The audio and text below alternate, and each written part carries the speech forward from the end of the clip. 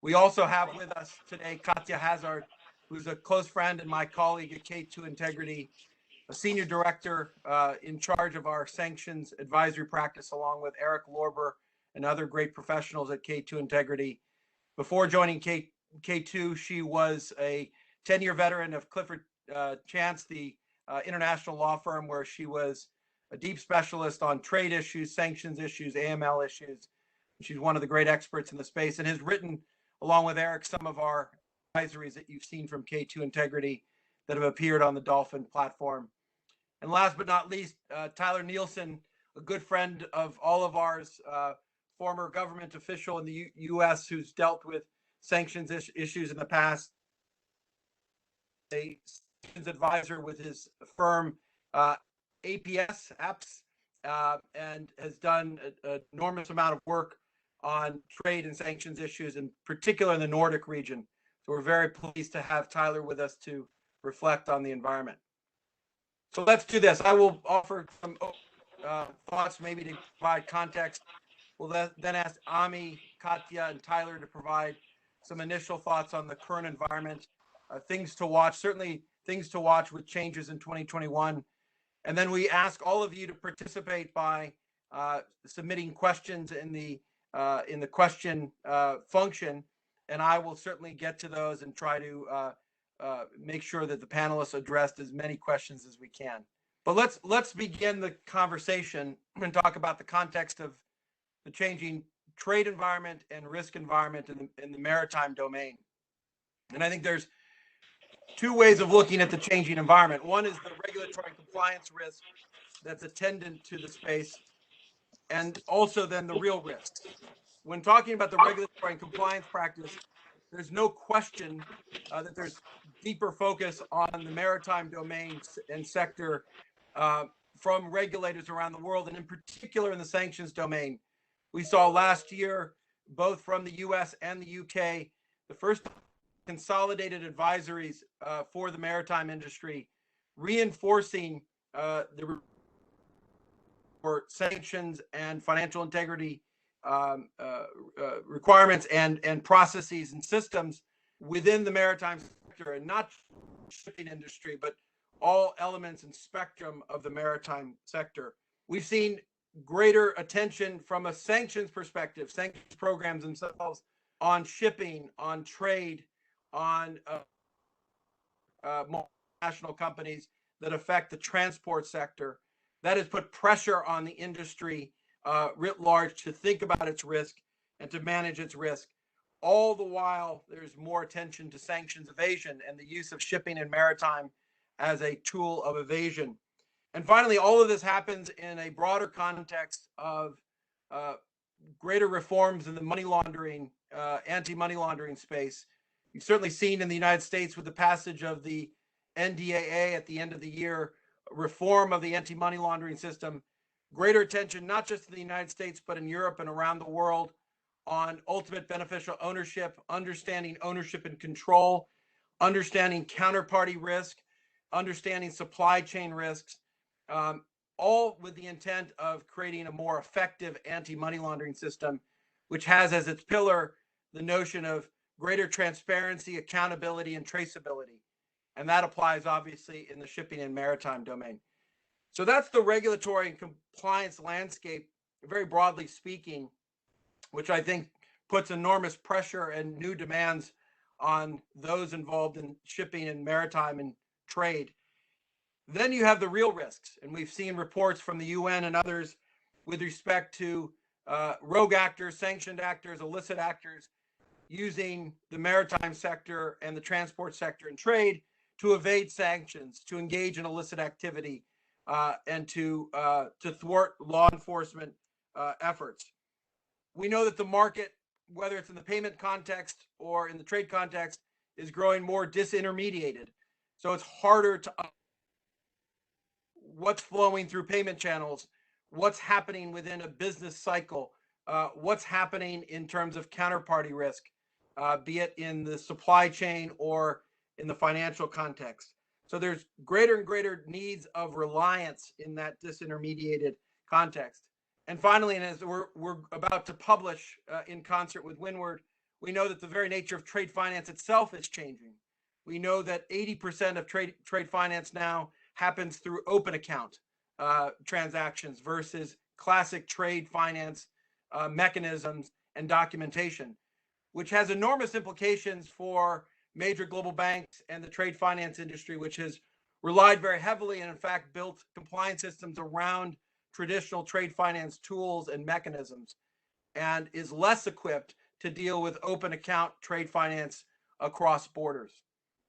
And so I say all this because there is a regulatory and compliance context that is putting more pressure on the space than ever before. And you have very real risks and market changes that are making it harder and more challenging to understand where those risks are and how we manage those risks. And that's in part why we are so focused on these issues. It's why this is the third webinar we've had, and we've done multiple events, of course, with Windward. So with that, let me turn it over to Ami, who spends quite a bit of his time thinking about not just how to make his systems work better, but how to help clients around the world discover and manage risk in this domain. Yeah, thanks, Juan, for that introduction. I think before we dive in, let's take a step back.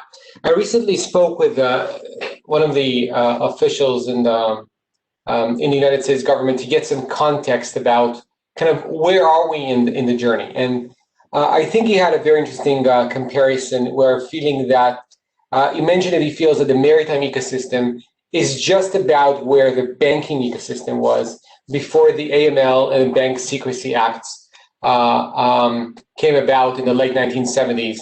And as we all know, before that happened, it was really easy to open an account to do business. And now the liability and the proof for the documentation you need to prove before you actually do transactions on U.S. soil is a totally different level. And I think that's helpful context to understand where we are in the journey. In my perspective, we are actually at the tipping point this year, 2021, whereby you had a convergence of different geopolitical issues meet different sanctions compliance issues. And I'll try to weave a red thread around issues that I'm not sure necessarily people think of as one. Usually when people think of maritime sanctions, they think Iran, Venezuela, Iran, Venezuela, Iran, Venezuela. Well, that is the case. It's very relevant. And just 2 days ago, we saw a ship-to-ship transfer, which ended up in an oil spill off Indonesia. And it appears that is indeed Iranian oil on the way to China. That's my personal assessment. Whereby you had a vessel called the Horse, which is absolutely under sanctions. And you had a vessel called Freya, which is absolutely not under sanctions. But it did do all the deceptive shipping practices that actually the US government is speaking of. But if you take the broader context, I think we're looking at obviously Iran and Venezuela, but also Nord Stream 2. Nord Stream 2 is a huge issue. To those of you who are not well in the detail, it's basically a huge pipeline coming from Russia to Europe to provide gas in conjunction with Germany and also in Denmark soil. And the US has sanctioned a company and the vessel called the Fortuna just as early as last week that were dealing with the Nord Stream 2. It's a huge risk and a very unknown one because it's not well defined who is involved in Nord Stream 2. So the extent of exposure for our analysis can include tens of other vessels and companies. Looking at the CNOOC issue, we've seen the Chinese national oil company come into the entity list, and it's allowed to do business with them unless it's in the South China Sea, and then you need a special permit that you're probably not going to get. And that's also, a bit fuzzy, I would guess. Obviously, you had Cuba come into the blacklist. It should not influence too much, but as you venture out to areas like the Middle East, we have seen it in the free zone in Dubai. There's still a lot of companies, a significant amount of companies who do business in Cuba, which may be affected. And I think the bottom line, what we see, it's just getting more complicated. So maybe one last thought, and I'll turn over to my colleagues here, is I think we're used to, a lot of people think of compliance as a necessary evil. I actually think of it as in a different way. I think if you could personalize your risk appetite for different subsidiaries, you could actually navigate the compliance regimes. Some traders call it compliance arbitrage. and you can affect your opportunity setup, because risk and opportunities are two sides of the same coin. So if I can't do business around here, but I can around here, I'm focusing around here, obviously.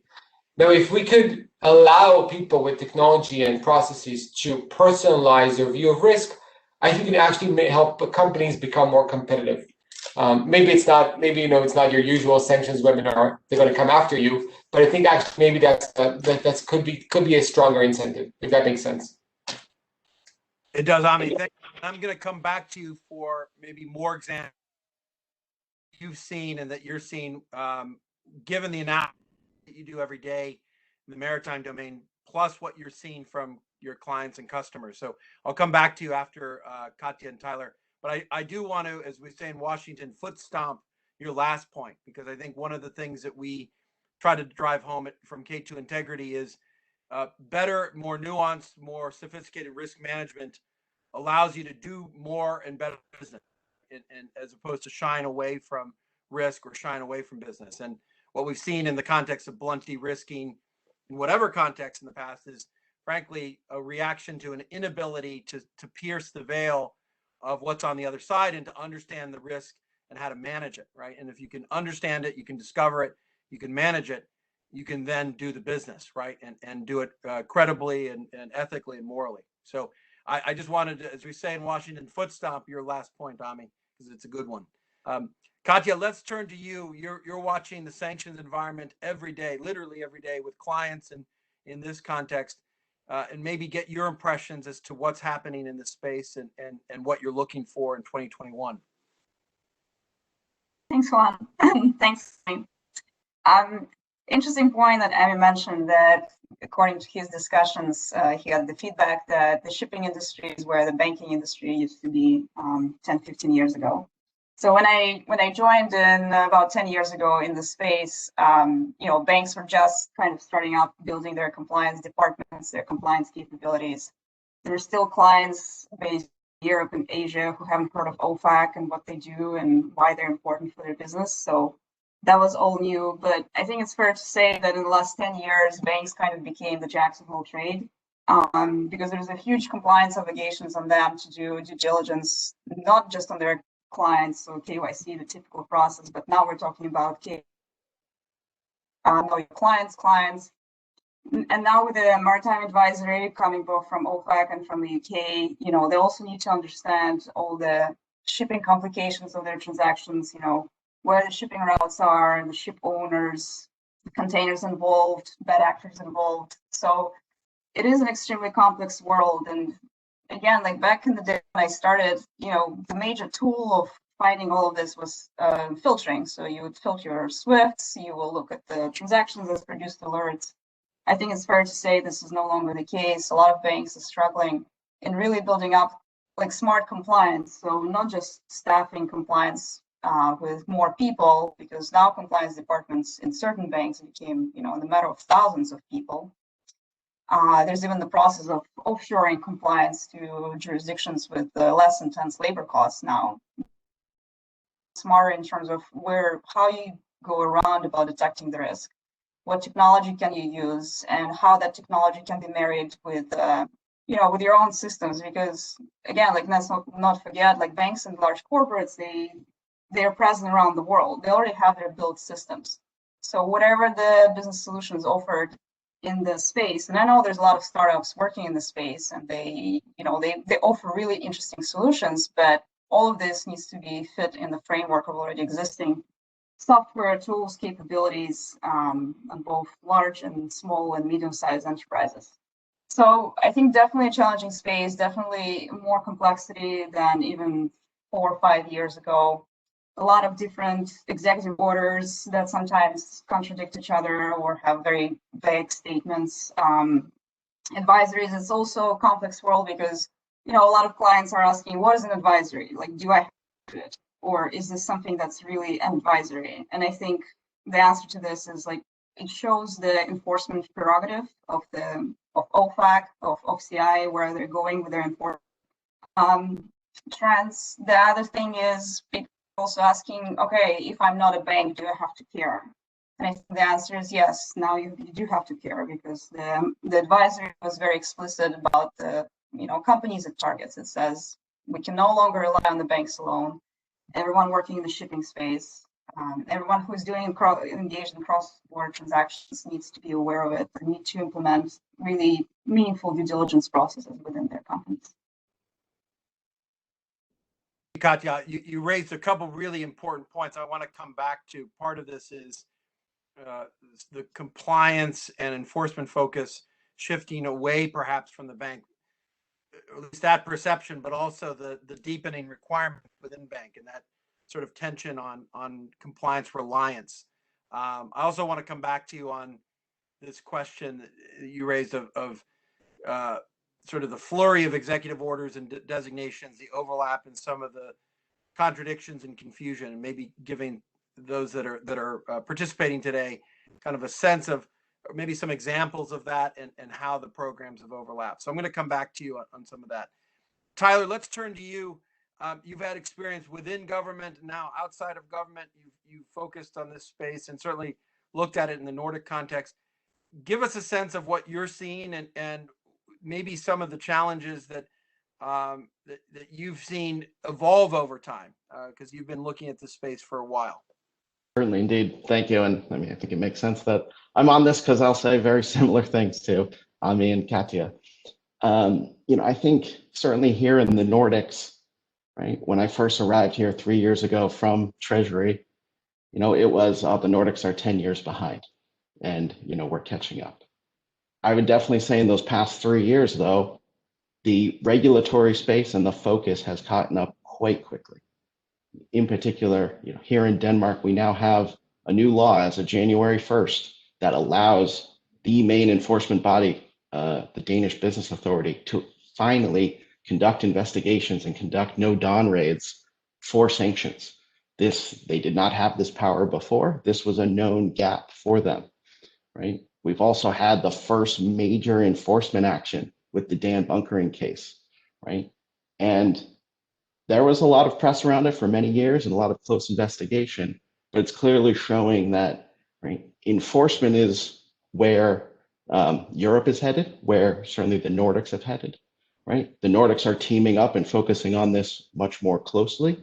So you're seeing more focus on sanctions from the FSAs and doing their reviews of the banking sector, right? And sanctions kind of really got a free pass as of late because there was so much focus on all the money laundering scandals that everyone in the world has seen. But what does that mean to all of us, no longer in the banking sector? Well, it means it's going to be more difficult to do those transactions that we want to do. There's going to be more dialogue. There's going to be more focus on what's the sanctions program that you have. And certainly this comes to play with multiple issues, right, of direct importance. Ami mentioned Nord Stream 2. Nord Stream 2 is not going anywhere. It's definitely, kind of morphed over time in terms of local participation, and there's still a lot of questions about, how's the last, few hundred kilometers actually going to be finished of it. But right, the Fortuna, which is designated, is operating just south of Bornholm in Danish waters right now. So it's clearly going to keep progressing. But how's it really going to get finished? Is the new Biden administration really going to focus on targeting European countries while it's trying to rebuild those relationships and those ties? There's none of us have a crystal ball, but you can kind of see that there's going to be a lot of interplay, on the sanction space, and hopefully we'll have less of a flurry of activity, as Katya noted, and kind of get back to more of the historic diplomacy with sanctions, dual track approach, which the irony of it is in an environment where the behavior of sanctionable activity versus just sanctioned actors is now the focus of the regulatory bodies, including here in the Nordics. That places a higher burden on all of us than it did previously when it was just, kind of a name and shame and an easier way to be. So the space is becoming much more complex, but I firmly agree with Ami. I mean, that's part of setting up Sanctions Advisory APS, is to bring that ability to make sanctions compliance a business enabler by tailoring it as best we can and taking advantage of the tools and technologies we have in 2021. We don't have to repeat the same mistakes of the past. Hey, is that okay if I be a bit disruptive here? Because I seem to be in a panel where we all agree. Let's do it. Please. Some constructive disagreement. Go for it. Yeah, I come from an area in the world that it's helpful to be a bit in disagreement. So I think we're all nice and fine saying all these things, but I think it's really hard to build an ROI. And I haven't seen a lot of proper ROIs for good business if you're compliant. So and I think that's maybe let's talk a bit about the challenges and how to do it, right? So I can absolutely see how technology like ours saves that has 4x less false positives and saves you 75% of investigation time. Boom, that's easy. But I think what's a bit harder to quantify, and I think what we should be talking about as an industry, is quantifying the revenue uplift if you're actually compliant. In the ESG sector, I think it's an interesting comparable. You had the CEO of BlackRock on the FT 2 days ago, saying basically they want to try and shift investments, 5 trillion of investments from non-ESG compliant companies.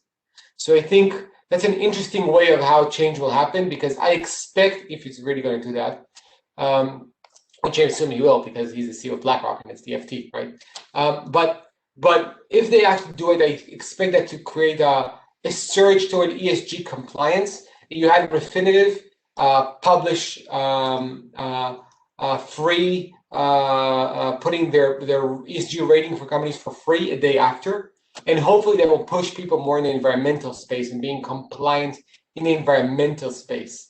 And I wonder how can we look at that in the sanctions compliance space, and how can we create positive ROI? I'm not sure if one of you have seen something like that, but I think it'll be interesting to look at it and talk about it. Ami, thank you. And in the spirit of constructive disagreement, I think you're right. I think what I've experienced, what we've seen, is that it's very hard to begin to make that case absent mature compliance systems, right? So, in theory, you are absolutely right, and that's the target end state, which is, do you have a mature enough compliance system where you can start not only taking some additional risks, but can demonstrate that every marginal dollar you're putting into a new compliance technology or into a new FTE translates into the ability to do another project and have business uplift. So I couldn't agree with you more where the end state is, but I think we have to be realistic about what that journey looks like, because the banks have, as Katya said, it's been not just the last decade, last 20 years really, that have been trying to mature their compliance systems and getting to the point now where they can begin to say, look, we can understand and manage our risk more discreetly, more elegantly, to be able to capture business we wouldn't otherwise do. We're still seeing de-risking, by the way, in the banking context, in the correspondent banking environment. So I do think we have to take some initial steps, and I think what we've seen in the shipping and maritime is there's a lack of maturity sector, and part of it depends on the part of the sector we're talking about. Part of it depends actor itself, where you've got major multinationals that have been dealing with anti-bribery and corruption laws and other things over time. There's more maturity in the compliance domain. In other contexts where you've got local brokers or even certain port authorities or free zones, much less so, right? So I think there is going to have to be a bit of an investment here in a journey around compliance maturity that allows the kinds of discussions that Tyler is talking about in Denmark to happen, or the kinds of client conversations that Katya is having to begin to happen. Absent that, there's going to be a complete mismatch between the maturity of the banking sector and compliance and what we're seeing in the shipping and maritime industry. And the conversation that Tyler mentioned between those counterparties is going to be a very big mismatch, right? And you're going to have a lot of challenges if there isn't greater sanctions maturity. Yeah, but you know, recently we've seen a 450% uptick in our user base in the last 4 months. And I think one of the very interesting and unexpected things I've seen is CIOs in the discussion. And I haven't seen for a while CIOs in banking come to this discussion. And I think that's because I think a lot of organizations want to revamp where they are. They look at the compliance area as a good place to start digital transformation and actually bring great technologies relatively cheaply, because everything is relative in life, right? So I think actually if this community can also bring in VP digitalization, VP innovation, like we do with our dear partner, the BP. We're very close with them and their the digitalization innovation team. They see compliance as an edge in an innovating market. And CIOs and digital transformation teams in banks and other entities, I think that can actually accelerate. And then if you start the project from the get-go with the goal of quantifying ROI, there's a much bigger chance to actually get there versus, shoot in the dark and, maybe one day we'll see that. Nothing happens as coincidence, sorry, I won't say nothing. In business, it's very, very rare that things happen coincidentally. Yeah. Katya, do you want to comment on this and this? I wanted to ask you this, but it's critical to what Ami's saying. This not just the question of maturity of compliance systems, but the interchange of how the financial system interacts with the maritime domain. Yeah, absolutely. And I think I echo your concern that I think it's fair to say that the shipping industry is nowhere close to the banking industry in terms of compliance. And I understand, Amy, your point that the user base is growing, and it is possible that you're getting the VPs of this world and the major banks of this world. But if you go and talk to small enterprises in Europe, like some of them don't even have a sanctions compliance policy to begin with. So for them to come to you and use your tool, that's kind of 20 steps from the point where they are now. And for the shipping industries, historically, it has been operating within margin. And also under a scheme that allows a lot of, strong privacy and confidentiality. And, you can flag in different jurisdictions where a bank would usually not establish a banking branch or, have operations there. So I think there will be some struggle within the industry to understand sanctions compliance, to start building those foundational blocks on, how they're going to approach it, which sanctions regimes they're going to choose for compliance. Are they only going to go after, OFAC and UK because they've said something in the space, or they're going to try to comply with local regimes as well? Because we've seen, just like Tyler mentioned, a lot of other local actors become more and more aware of sanctions and start using sanctions and enforcement tools within their own local enforcement priorities. So the complexity is there, the systems may not be there, and they may need to play some catch up, at least for the number of years before we get to the space where everyone is compliant and everyone is comfortable with the due diligence their clients are conducting. But that's the opportunity. You're right. So it's all a matter of what's your perspective in the world. I'm an entrepreneur. I look at the upside. That's the upside. That's great. Good news. Hey, Tyler, before I come to you, Katya, I just want to see if you can give the and the listeners a sense of some of the complexity in the sanctions domain, some of both the overlap of the sanctions programs. As Ami said, there's a lot of attention on Iran and Venezuela, but you've got China-related issues, you've got Cuba-related issues, you've got proliferation finance elements. Right. By the way, the presidency of the Financial Action Task Force has made proliferation finance a priority for his 2-year term. So there's a lot of attention and overlap and complexity. Can you give folks just a couple of examples or a sketch of some of that overlap and complexity that you're seeing? Yeah, the Maritime Advisory is only one piece of a 1,000-piece puzzle, I think, from my perspective, because there's been so much in the space in the matter of 3-4 years under the Trump administration. There's been so many orders. China has definitely been a priority for the prior administration in terms of sanctions. There's been no technical sanctions not executive orders, and some of them are extremely hard to interpret. For example, the Chinese came out during Thanksgiving dinners that people were having. Then OFAC decided to issue in the middle of the season, and the FAQs were sometimes not clear. And then OFAC, I think, issued 6 or 7 rounds of them. Now the Biden administration, taking another somewhat different take, issued another general license. So it's really, really hard. And this is just like one piece of one small China-related program. You have Russia, you have Iran, you have Venezuela, you have the designation risks, you have secondary sanctions under Iran, under Syria, under Russia. So the space is a lot more complex, again, 10 years ago, where you could just filter your transactions, know your clients, and be confident that you know what they're doing. And I think on the added complexities, the bad actors are also not, they're not sleeping. They know what the regulators are doing in this space. And they know what the banks are doing in this space. They've been doing it for 10, 12, 15 years now. So the bad actors are also not going to be, come straight forward to you and say like, hey, like, yeah, this is a little bit risky what I want to do, but please let's do it. No, people are a lot more, non-transparent about things they want to do and how they want to do it and how to game the system to some extent. Thank you, Katya. Tyler, let me ask you, and going back to your experience in Denmark and in Nordic, the Nordic context, what are you seeing in the marketplace? Obviously, you've described sort of an enforcement environment that's getting sharper in terms of sanctions and certainly AML in the European and Nordic context we've seen over the last 2 years, I would say. But what are you seeing in terms of the market, in terms of collaboration, discussions in the space?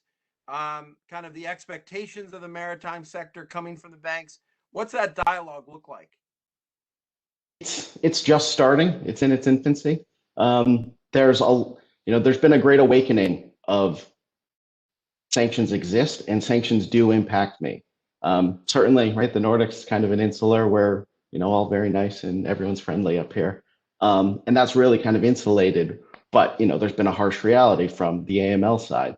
And so now the interplay is, much more on well, you need to show me what is your compliance program. And, businesses here going to their bank saying, okay, I know this is an issue. I want to do the right thing. What do I do? Which puts the banks in a very difficult position because, right, they have their own compliance obligations. They can't go that far. And so it's an open space and it's a new space. Certainly on the governmental side is looking much more strongly at it. Often I've had lots of talks with the sanctions folks across the Nordics, encouraging them to expand their more local guidance because folks are realizing that this is a gap for them. They're realizing that they need to get smart on it, but they don't know where to turn. And so it's a starting dialogue, but certainly there is good examples out there if we just kind of look a bit broader field. And certainly, right, the OFAC the US and the OFSI guidance on the maritime sector gives you that kind of that starting book place and that finishing place, but that's not a playbook of how to get there, right? There's a lot of risk-based catering towards your specific business, and Katya is very right. As there's a proliferation of very small actors here, realizing that compliance is now an obligation is new. It is starting, but I think you're going to see it pretty quickly ratchet up to a place where it's much more similar to kind of U.S., North America, UK, kind of Western Europe over here. Good. I'm going to turn back to you, but I just want to remind the audience to submit a Q&A function. Ian, I see that you've submitted a question. We'll get to your question first when we begin that in just a few minutes. So thank you, Ian, for that great question you've got. But others, please contribute. Otherwise, you're just going to listen to me ask questions, which isn't all that interesting. Ami, going to this point about the dialogue that Tyler was talking about, and Katya's earlier point about the importance of smart compliance, the combination of the right kinds of technologies with the right kind of expertise. can you give people a picture of some of the things that you think are important that Windward provides for it? Part of this, I'm allowing you to obviously promote Windward, but I really want to hear from you what the technology provides for as a window into risk and how clients are thinking about the maritime sector and how you view the risk given your technology. Yeah, well, without promoting us specifically, I think we can try to agree on two principles. Number one, the world is becoming more specialized. So what the UK and the US have done is effectively mandate shipping experts in every one of the firms worldwide. It might be easy to do that in a shipping company, but I've seen many customers, especially banks, by the way, which are not shipping experts. The first line of defense, the front office operations, how would they know what's a dark activity of a vessel, i.e. intention turning off transmission, and what constitutes a dark activity versus a loss of signal, and how do you calculate that vis-a-vis a risk? And how do you investigate that? Even in the second and third line of defense, you might not do it because your budget, let's say you have 80K a year, 90K a year, which is a junior compliance analyst, they don't have the 10 or 15 years of experience. And we're seeing a lot of the energy companies offshore the compliance teams to Eastern Europe. So I think on the first instance, I think, hey, as an executive, you need to do one of two things. Either hire a ton of shipping experts to do the compliance for you, which I suspect won't happen, or appreciate that and try to look for technology that quote unquote codifies that expertise in some kind of platform of user interface, because you can't go about teaching hundreds of people shipping the way our team knows that, or I guess other teams know that. The second thing is it's a constantly changing landscape. So I think an important question for every executive is my partner for this technology constantly investing in building new typologies and fine-tuning the risk, or is it a static frame of mind? Because 6 months ago, Nord Stream 2 wasn't an issue, okay? So you might have signed up with somebody who just has a database and data vendor for 5 years, and now you're, good luck with that. How would you know they even do that? So I think a principled approach needs to be, whoa, the world is constantly changing.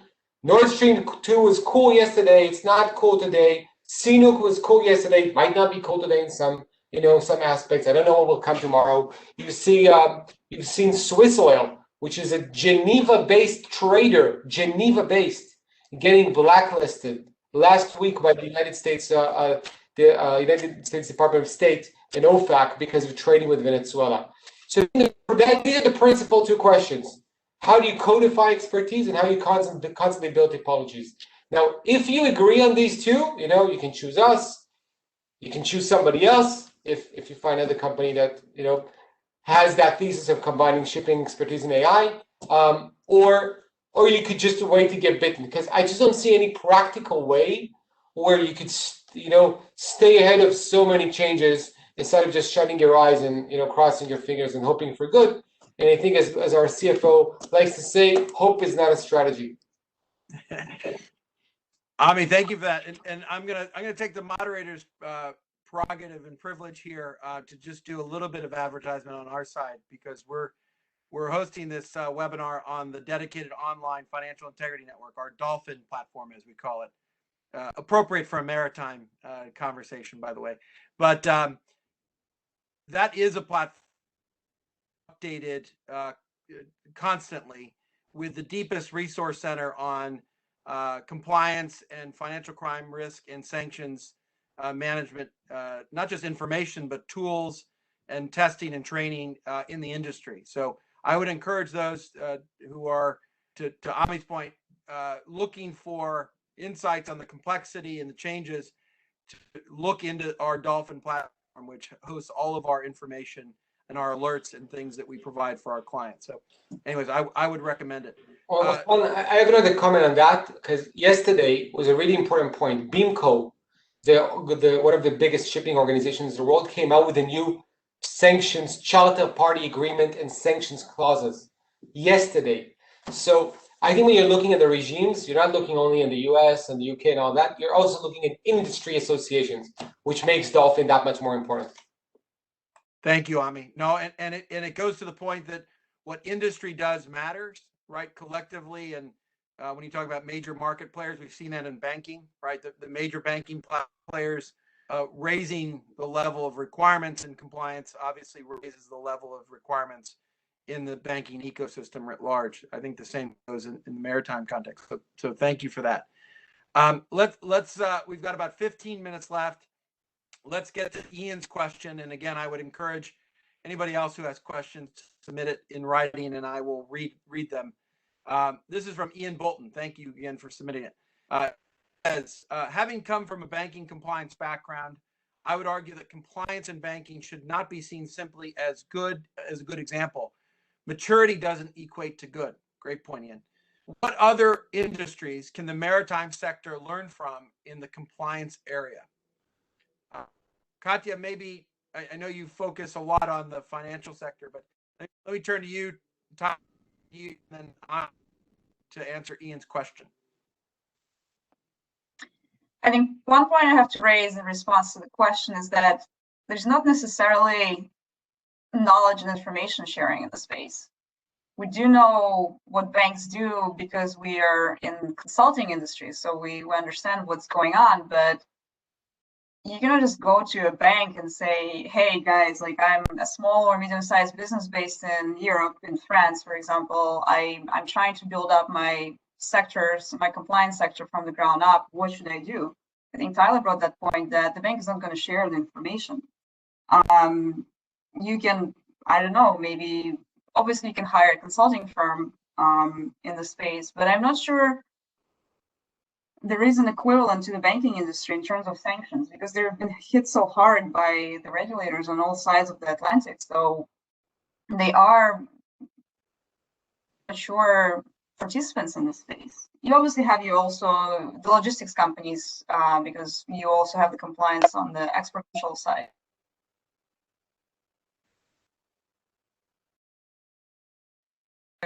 Tools. I don't think there will be information sharing in space. A lot of participants will figure out on their own what are the steps that they need to take to be compliant. Yes. Ami, Tyler, any other thoughts on Ian's question? I've got a thought that I'll add after you both are done. Tyler, let's go to you first.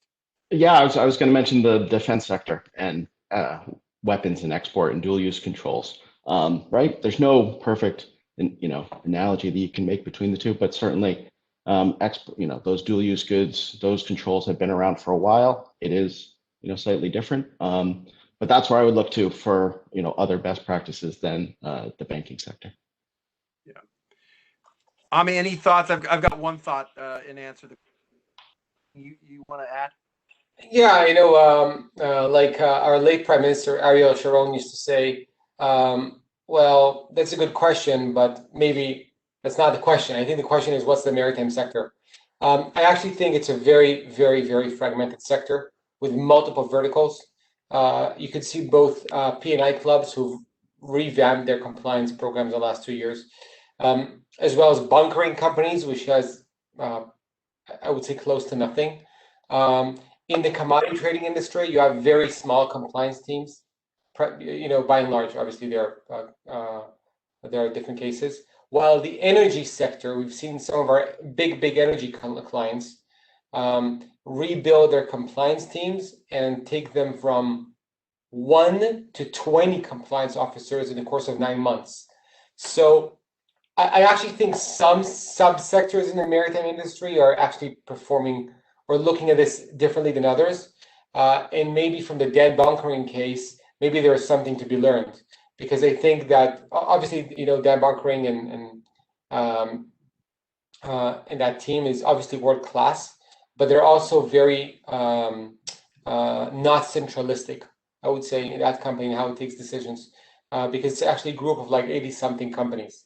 So I think that begs the question of, if you work with so many subsidiaries globally, how do you build one function that can actually streamline all the decisions? Because one mistake, actually in that case, a few mistakes, But according to the press, I don't know the case in detail. I have no inside information, but it seems like a few mistakes in one subsidiary can really affect everybody to a huge extent. And I think that's a realization in a very global sector, that something needs to start from the top, and top is C-level executives, C-suite. Hey, Houston, we have a problem, opportunity for digital transformation. We're seeing each other less at the office because of COVID. How can we put these teams together? Thank you, all three of you. Ian, I would say, one, I wouldn't say it's necessarily a sector, but I would say it's a regulatory domain, is to look at the anti-bribery and corruption space. It's not to suggest that multinationals or even those in the maritime sector are mature or even good, to use your distinction, in anti-bribery and corruption compliance, but that's a regime that is well understood by multinationals and those that have to deal with not just supply chains but agency networks, and how they apply compliance requirements and frankly behavioral requirements in a multinational global context, right? So that's a regime that has been in a sense adopted, is not fully mature, but may provide some instructions as to how to think about compliance from a sanctions perspective for the maritime sector. So just a broad thought there. All right, we've got two more questions. One from my good buddy George Ioannidis, who's one of the great special investigators and special agents from HSI in the United States, and he asked the following. And thank you, George, for attending. Can you speak to the law enforcement landscape developing in response to the new maritime directives, specifically with the provenance of the U.S. directives behind, based on law enforcement ops, i.e. investigations, actions against sanctions evasion facilitators, not sanctioned actors? Katya, can you speak to kind of the law enforcement landscape here with the maritime directives? I think the short answer is it remains to be seen. There still haven't been any actions from OFAC. I know OFAC has been very aggressive in designating certain actors in the maritime sector, and that's obviously part of the enforcement priorities for OFAC. But in terms of enforcement actions, I think to the extent they become public, they lag about 2 to 3 years behind any important advisories that OFAC issues in the space. From the practical standpoint, we have not seen, we've got clients asking questions, and we're helping clients to build their programs and policies, but we have not seen clients yet approached by OFAC, for example, proactively. Yeah, the thing, I think that's right, Katya. I would add that what we've seen traditionally, George, and this from your deep background at HSI, is that what you will often see is the convergence of OFAC attention and enforcement and regulatory actions, to Katya's point, dovetailing with law enforcement investigations and attention. You've seen that historically between OFAC and the DEA, for example, on money laundering cases and sanction cases tied to drug trafficking organizations and terrorist organizations. You've seen this historically on the terrorist financing side. So at some point, to your very good question, there is a convergence between what are regulatory demands and what begin to look like global law enforcement investigations, looking at key nodes and key actors in illicit networks, taking advantage of things like sanctions evasion and illicit finance. So, Ami, go ahead. I think maybe that's an interesting point, and I think it begs the question: what are the different connections or correlations between different aspects of risk? And I think it's a question not asked enough, I believe. If you do business, if I come back to the ESG example, if somebody is a good player or good actor in the ESG space, are they a good actor in the sanctions compliance space? I would guess so, by the way. There's a good chance because it's probably under more scrutiny. Similarly, from the HSI law enforcement perspective, if you are a high-risk vessel or a high-risk company or high-risk entity from a security perspective, could you also be a high-risk entity from a compliance perspective? So that's a bit of our thinking when looking at different aspects of risk. By the way, also you can ask the question about safety and security. And I think the idea is, and that's something we're really excited for in 2021, is providing all the different aspects of safety, security, environment, compliance on every entity on one platform. Because right now these are like 5 different conversations that people can't really find a common language. And I think it's a really exciting opportunity to put all the conversations into one thread. Does that make sense? Yes. No. Tyler, before we go to Thomas Lara's question, which is a good one directed to Ami and looking at AIS trackers. Tyler, let me ask you this on the law enforcement side, in part to give George some insights. You described what's happening in Denmark on the law enforcement side. Are you seeing, certainly we've seen some attention from Europol, we've seen some attention from other law enforcement. What's your sense of law enforcement attention in this space in the Nordics or other parts of Europe? It's definitely growing. I mean, it's the Dan Bunkering case was a law enforcement action. That's clearly dovetailing with the sanctions regulatory space. And it's growing like everything else. They're definitely plussing up in terms of collaboration, discussion, and handling that on a Nordic-wide basis. And you're seeing that in different forums, in different capacities. But I would also just reflect back on my time with the U.S. government and say, George, yep, it's definitely happening. But yeah, to Katya's point, it will take a while before it becomes public. But there's always been that interplay there between law enforcement and the regulatory side, when it does come about in the U.S. And that's definitely been recognized and is growing here in Northeast Europe. Great, Tyler. Thank you. Let's go to Thomas Lara's question. And hi, Thomas. Great to have you. This question is directed to Ami. It's a good one. How does Windward work to track ships trying to hide their activity? For example, turning their AIS trackers off. What means are there to verify vessel activity beyond AIS? Great question. Yeah.